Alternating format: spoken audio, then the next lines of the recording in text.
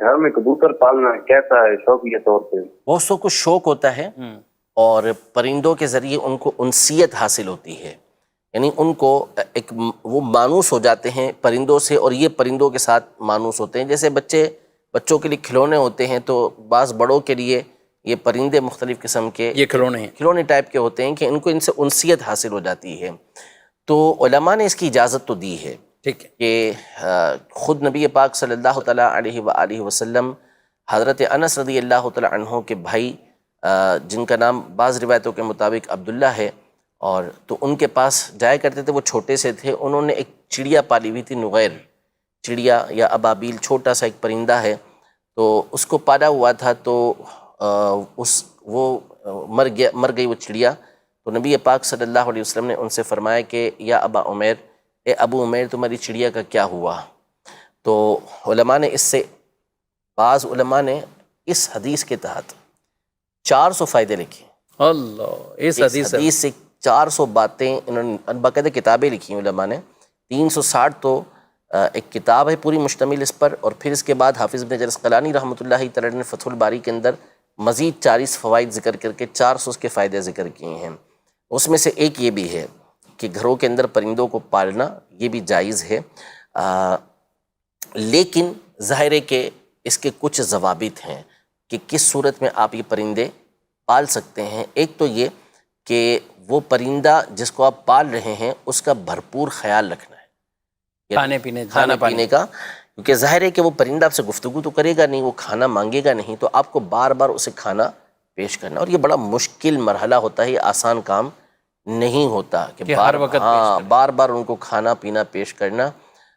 کیونکہ ان کی کوئی روٹین تو ایسی ہوتی نہیں ہے کہ ناشتہ کریں گے تو دوپہر کا کھانا اور رات کا کھانا کھائیں گے، وہ تو ظاہر ہے کہ جانور ہے، اس کا کام ہی کھانا پینا ہے۔ ایک تو یہ، دوسرا یہ کہ پھر جو کبوتر بالخصوص ہے، جس کو کبوتر بازی کہتے ہیں، اس میں جس طرح کی خرافات اور بعض اوقات حرام کام ہمارے یہاں ہو رہے ہوتے ہیں، اس کی بنیاد پر تو کسی صورت بھی اس طرح کبوتر پالنے کی اجازت ہی نہیں ہے۔ مثال کے طور پہ خود کبوتر کے حوالے سے دیکھیں تو انہوں نے چھتریاں بنائی ہوئی ہوتی ہیں چھتوں کے اوپر، اور جیسے ہی وہ کبوتر اڑائیں گے کبوتر کو، جیسے کبوتر بیٹھنے لگے گا پھر اس کو پیچھے نیچے سے بانس، اور بانس کے آگے جو ہے وہ لوہے کی کوئی چیز لگائی ہوئی ہوگی، اس سے پھر اسے اڑا دیں گے، نیچے نہیں آنے دیتے، بیٹھنے نہیں دیتے نیچے اس کو۔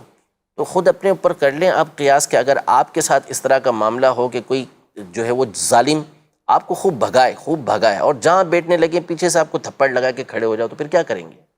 تو ذرا آپ اس کیفیت کے اوپر غور کریں جو اس بے زبان پرندے کے ساتھ آپ کر رہے ہیں۔ پھر اس کے بعد کریں گے کیا کہ پورا غول اڑاتے ہیں، اور وہ اپنا غول اڑائے گا، دوسرا یہ اپنا غول اڑائیں گے، اور دونوں ملیں گے آپس میں۔ اب بعض اوقات اس کا کبوتر یہاں یہ والے کبوتر لے کر آ جائیں گے، یا اس کا کبوتر وہ لے کر چلا جائے گا، تو یوں ایک دوسرے کے کبوتروں کے اوپر بھی قبضہ کر لیتے ہیں۔ یہ ظالمانہ کام ہے اور غصب ہے، اور یہ حرام ہے جو ان کے پاس دوسرے کا پرندہ یہ آیا ہے۔ پھر اس کے بعد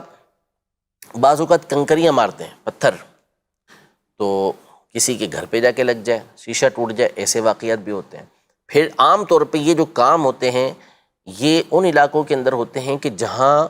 یوں کہہ لیں کہ جو متوسط قسم کے لوگ رہتے ہیں،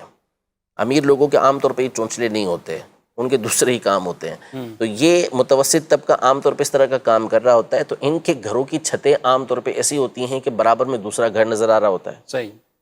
گھر کھلا ہوا ہوتا ہے، تو بسا اوقات یہ اوپر چڑھتے ہیں، تو پھر بد نظری بھی اس کے اندر ہو رہی ہوتی ہے، بے پردگی بھی اس کے اندر ہو رہی ہوتی ہے۔ تو ان تمام امور سے بچنا یہ بہت مشکل کام ہے۔ تو اگر ان تمام چیزوں کی پابندی کرتا ہے، جیسے مثال کے طور پہ طوطا وغیرہ پالتے ہیں گھر کے اندر، تو پھر اس کو